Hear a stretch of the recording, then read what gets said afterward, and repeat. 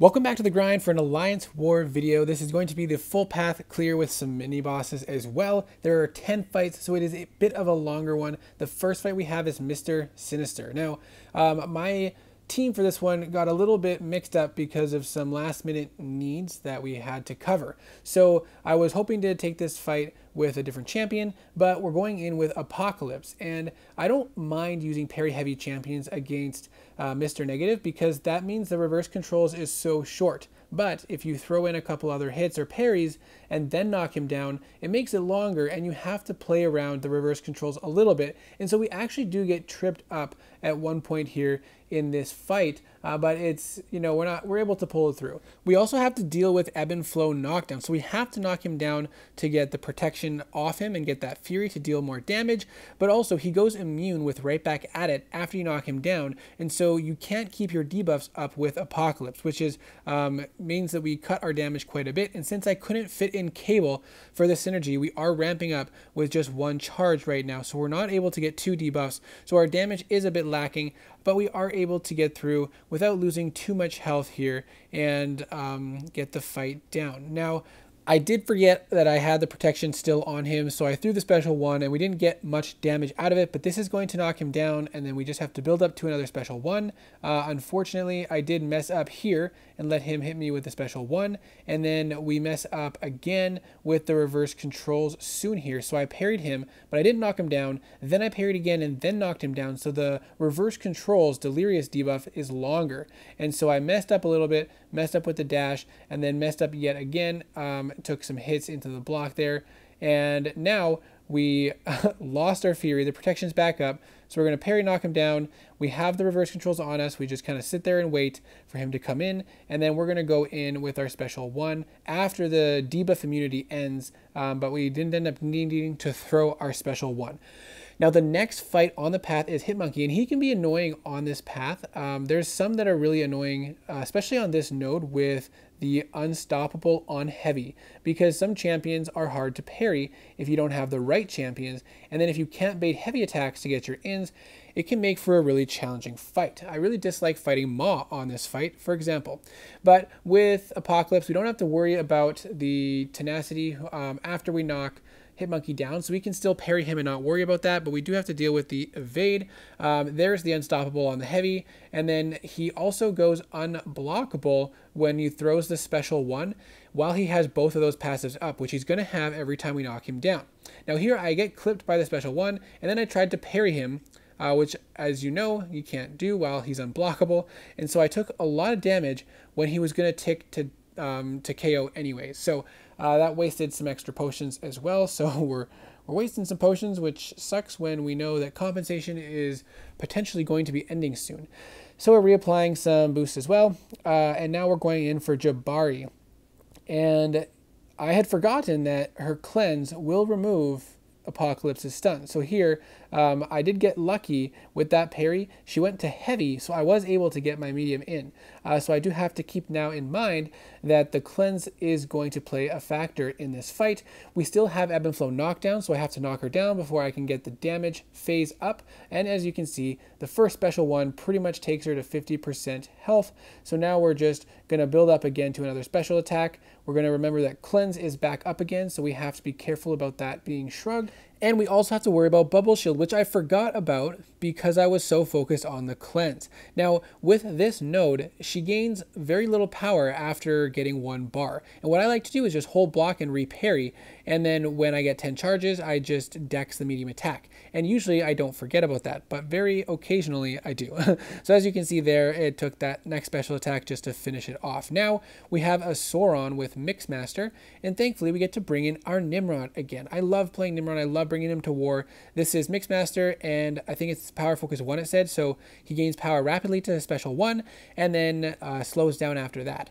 Now with Sauron, if he gains a lot of prowess, then he has unblockable special attacks or dash attacks, and so that could be annoying, but Nimrod is going to eat away all those prowess, so we never have to worry about anything being unblockable. We're also going to get one full dex of the special 1 in here, but the other ones I do take the first hit of the beam as a block. And maybe I get hit once by it, but Nimrod is so tanky with those armor ups on. He can really take a beating. So here we go with the next special one. Blocked the first hit of that beam and dex the rest. And now we're going to hit him with a nice big special 2 and just watch him start to melt. And then we're going to start building our way up. I think this one I fully dexed there. And now that we're in Eradicate mode, every time we remove one of his prowess or regens, which he's going to get either one of them on each hit, we're going to convert it into some extra damage with the shock. It's not as big of a shock as the special 2, obviously, because that would be extremely OP. And then we finish off the fight with an overkill special 2. Now this next fight is against Peni Parker with Footloose and kinetic transfer, and so every blocked hit is going to give her a bunch of power. And this makes for a really difficult situation. Now with the bans and the fact that I was kind of left as the last person to bring a counter for this, and that's why we had to switch up my whole team. And so we ended up deciding on Cosmic Ghost Rider with the tactic of power back boost, in special attack damage boost, and a power start 1. And the strategy, as you may have seen in Lidumtator's video, you can do parry, 1 combo ending in a light attack, and then parry, and then throw a special 2. So here, I'm thinking, great, we're going to go for a whole combo and in a light attack, but she auto-blocked us with a single spider sense up. So that was frustrating. We lost some power. We had to reset. She's gaining power. So now I got my power, went to throw a special 2, off to a good start, but then she auto blocks it. So I lost some more power again, but we did gain a bunch. Unfortunately, she was at 2 bars, and then I had to take some blocked hits, so she went all the way back up to 2 bars. Now, I think this was a mistake, but it was probably also big brain moves, because otherwise she would have continued to cycle special 2s forever. So now I'm back up to 2 bars. She only has 1 spider sense again. We're going to go in for another special 2. And here I'm thinking, awesome. We're at 3 bars. I can just throw my special 3. No big deal. This should finish off the fight or very close to it. But I didn't realize that I was being power drained because she auto-blocked one of the last hits. So now I accidentally threw the special 2 into her block when all I had to do was wait it out and throw it at her because she had no spider sense, and that would have finished off the fight, and now I am screwed. She throws a special 2 into my block, back up to a special 2. I tried to get a hit in there to deal a little bit of damage. I'm trying to throw my special 1, just a last-ditch effort, hoping that it could do enough to take her down, but it wasn't. And then she threw a special 3. Now I'm thinking it's over at this point. I do end up with a little bit of health left, but I'm way back in the corner and I don't really know what else to do. Again, I'm in a frantic mode. I probably could have parried her. Maybe I had enough health. Maybe a parry medium would have finished it off. I just threw the special 1. It did not do the damage it needed to, and she finished me off. And so that was frustrating. There were a couple moments where you could see I could have salvaged it and made it happen, but in the moment, I wasn't able to pull that through. So now we're on to Kitty Pryde. This is Ebb and Flow Intercept, and we have our Nimrod to melt her away. It's a much less skill-intensive fight when you have Nimrod, so I really love bringing along Nimrod for all the mutant fights, really. So I'm trying to get my Intercept here, and I was having a little bit of trouble, but there we landed it. Now we're working on building up our armor ups and building up our charges to get into Eradicate mode when we throw our special attack. Baiting on a special 1, I just take it into the block there, and now she has a bit of a power drain, which is going to help us control her power a bit more. And now we're just eating away at her prowess while we were in the yellow mode. And now we go for a special 2 after an intercept, and she is just gone. So nice, quick, easy fight against Kitty Pryde. Now we're on to Thor Ragnarok. We're going to use Apocalypse. This one, again, Ebb and Flow Intercept, but he also has Mighty Charge, which is not ideal for Apocalypse because then you lose your debuffs. We had to get an Intercept there. Now we're going to throw a Heavy, and I think I meant to chain on the special attack, but that's okay. We're going to go in again. I guess we're building up to a special 2, but then I lost track of my Ebb and Flow, so I threw it when the protection activated. Seems like I've done that a couple times just in this war. So we lost a lot of damage there. One thing that you can do on this node, though, with Mighty Charge is if you can get the opponent in the corner, they might not have enough room to actually dash. So you can actually keep your debuffs up a little bit longer. But I do have to get an intercept, which is going to require him to dash at me. So I'm going to dash back, try to get an intercept, but we missed it, unfortunately. So we're going to have to try again. So missed it again there. We're dashing back to reset. wait for him to dash in. Again, missed another one, waiting for the AI to reset. Now we're going to go in and land that intercept, land a nice big special 2 to stop the power gain and take advantage of the Fury. We're actually going to be able to push him into the corner, and then we're going to try to bait out the special 2 without him dashing, which we were able to do. So we got the debuff still on him, getting some extra damage, throwing the special 1 with the protection active, but it is enough to pretty much take him out without any issues, and so we were able to knock that one out as well. The next fight is Maw, another one that is not ideal for Apocalypse, but that's the champion that I have for the path. And again, not ideal because the reach on Apocalypse is heavy, is good for the second hit, but the first hit is not quite good, and so the timing between the first and second hit is enough for Maw to hit you, so you have to be really on point with your timing. And the other thing that's annoying is, again, we have Mighty Charge, so we have to worry about our debuffs coming off, and we have to be able to land our intercepts. We got one there nicely, and now we're trying to get a parry, but we couldn't. Whiffed a heavy attack, but thankfully we had enough power just to throw off the special 1 to protect us, and we did get some good damage because Ebb and Flow was down. Now I'm knocking him down to reset the focus, but I have to reset the protection now. So we're trying to get an intercept, and we're having a bit of issues. Here he goes, the special 1, so I'm able to counter with a heavy attack. I think he's going to throw another special 1. Here we're gonna, yeah, there it is.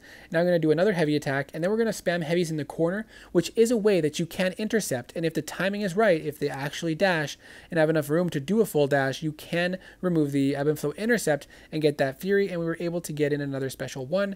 Now we're trying to salvage our debuffs, which we were able to do. He throws a special 1. I was worried about the distance though, and so I didn't charge heavy out of fear that he was actually gonna hit me with that last hit.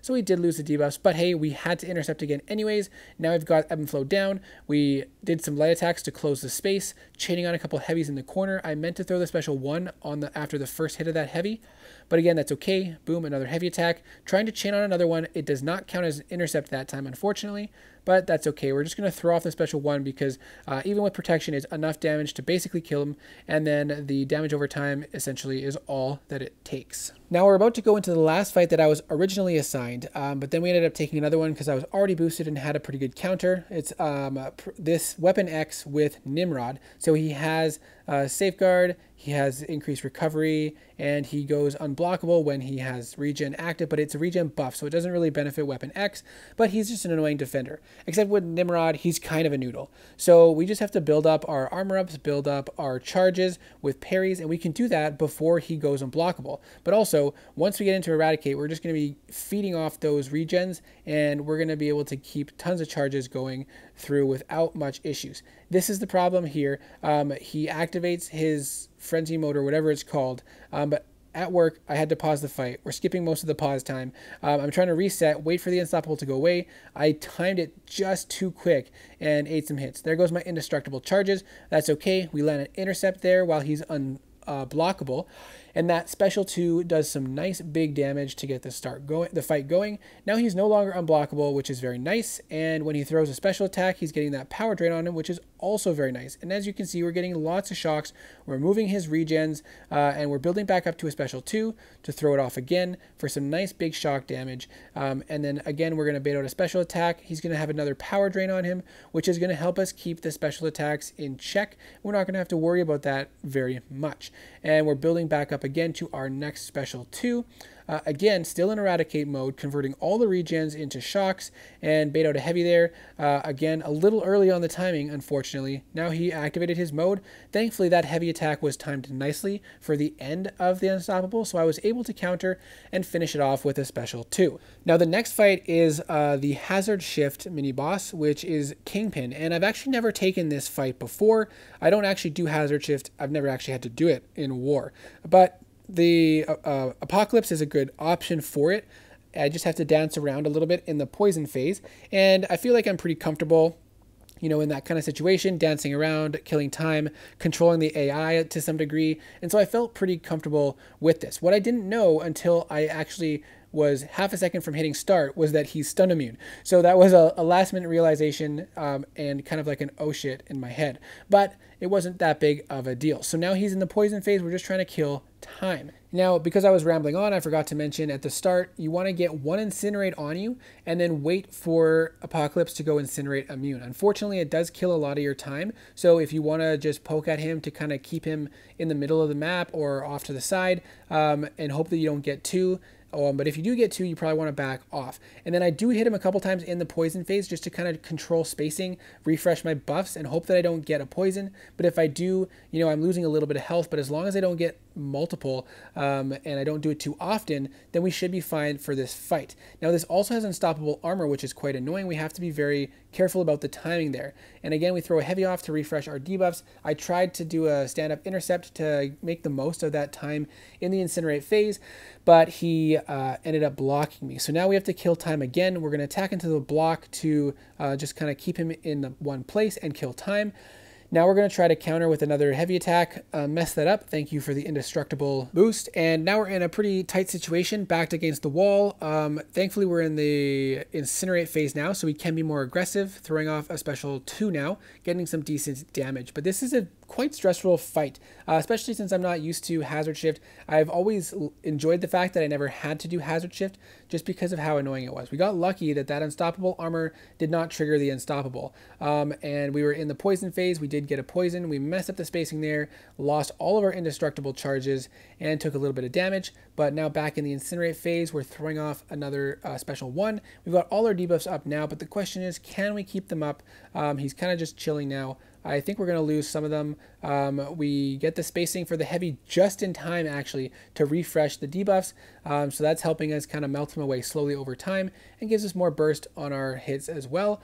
And now we're going in just for a full combo, and it pretty much finishes him off, land a nice intercept, and that's the end of the fight. So it was a lot of fun to be able to do that. A little stressful at times, but it's nice to know that I've got a little bit of experience for potentially doing that fight again in the future. So thank you for watching. I hope it was helpful. I hope it was interesting. I am very sick of talking after such a long video, but I hope that you guys enjoyed, and I hope to see you in the next video.